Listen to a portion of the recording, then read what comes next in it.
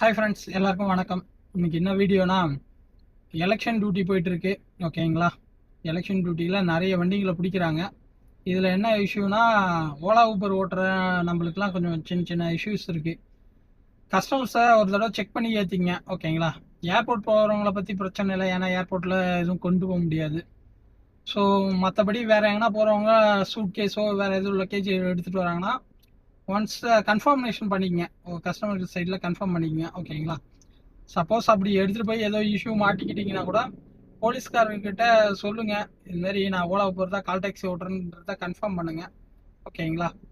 அப்படி எதனா இஷ்யூனா நீங்கள் எதனா சங்கத்தில் இருப்பீங்க, சங்கத்து ஆளுங்களை கால் பண்ணி இஷ்யூஸ் சொல்லுங்கள். ஓகேங்களா?